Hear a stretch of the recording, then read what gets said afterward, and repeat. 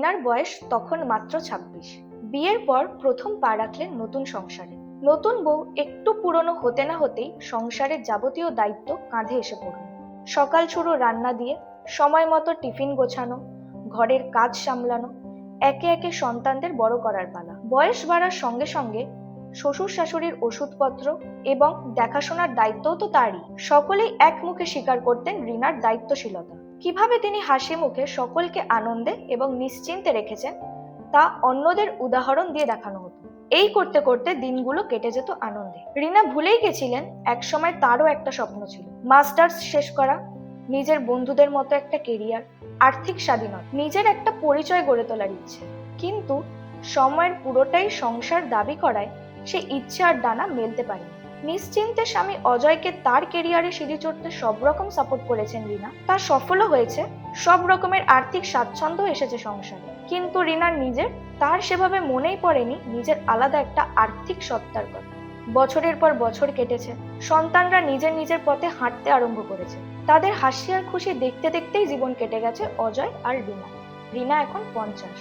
সংসারের অন্য সব দায়িত্ব পূর্ণ করতে করতে রিনার জন্য যে আলাদা কিছু করা প্রয়োজন তা মাথাতেই আসেনি অজয়। রিনাও কখনো ভাবেননি তার প্রয়োজন আছে। সংসারে টাকার হিসেব আর খরচের দায়িত্ব তার হাতেই ছিল। প্রত্যেক আয় ব্যয় সঞ্চয়ের কথা মাথায় রাখতে হয়েছে। স্কুলের ফিস ঠিক সময় ভরা, বাজারের খরচ বাজেটের মধ্যে রাখা, সময় মতো শ্বশুর শাশুড়ির ওষুধের ব্যবস্থা, অজয়ের অফিসের জামা কাপড় ফিটফাট রাখা, সবকিছু। কিন্তু একটি জিনিস কখনো তার তালিকায় স্থান পায়নি, তার নিজের ভবিষ্যৎ। তার নিজের নামে না হয়েছে কোনো লগ্নি, না কোনো পেনশন স্কিম। ছোট্ট একটি জীবন বীমা অবশ্য বিয়ের উপহারের টাকায় করা হয়েছিল, কিন্তু তার কোনো খবর রিনা কখনোই রাখেনি।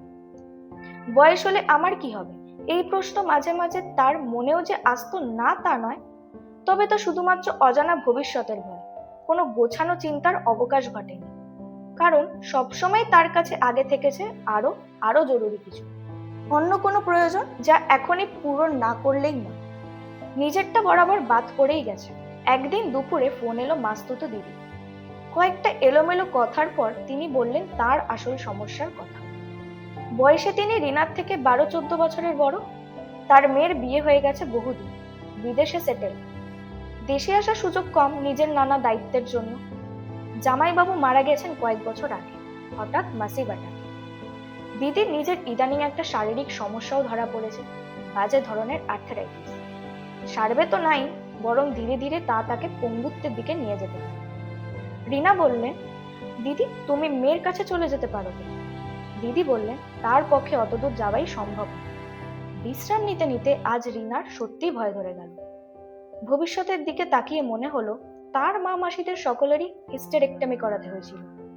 পিসির হয়েছিল অ্যালজাইমার্স, আর চোখের ছানি, হাঁটুর অপারেশন, এসব তো তার আত্মীয় বন্ধু সকলের ঘরে ঘরে। কিসে কি করতে হয় তিনি তো কিছুই জানেন না। খরচ হয় নিশ্চয়। আজ অজয় ফিরলে তার সঙ্গে কথা না বললেই নয়।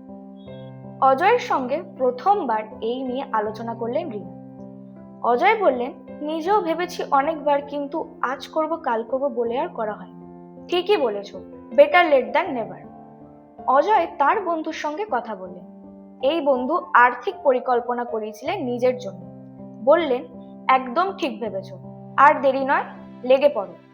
খুব বেশি দেরি হয়নি। কথা হলো রিনার জন্য এসআইপি পদ্ধতিতে সঞ্চয় এবং বিনিয়োগ করা যায়।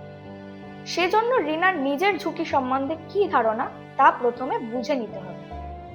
যেহেতু তার বয়স এখন 50, হাতে অবশ্যই 10-15 বছর সময় আছে। নিয়মিত লগ্নি করলে ইকুইটি বা ডেট, মাধ্যম যাই হোক, একটা মোটা অর্থ রিনার হাতে আসবে। অজয় বললেন, আমাদের অবসর পরিকল্পনা হয়, কিন্তু তোমারটা যে আজ হলো তাতেই আমি অনেক বেশি নিশ্চিন্ত হই। আর দেরি নয়, কাল থেকেই কাজ শুরু হোক। বেশি নয়, ঠিক হলো রিনার হাতের সংসার খরচের উদ্বৃত্ত টাকা থেকেই এই জমানো শুরু হবে। পরে সুযোগ মতো বাড়ানোও যাবে। পুজোর সময় খরচ বাঁচিয়ে তার থেকেও কিছু জমাবেন নি। চলতি মাসের শেষেই রিনার সঞ্চয় যাত্রা শুরু হচ্ছে। তার জন্য রইল আমাদের সকলের শুভেচ্ছা। শুভেচ্ছা তার মতো আর সকলের আত্মনির্ভর, নিরাপদ ও স্বাচ্ছন্দ্যময় ভবিষ্যতের জন্য।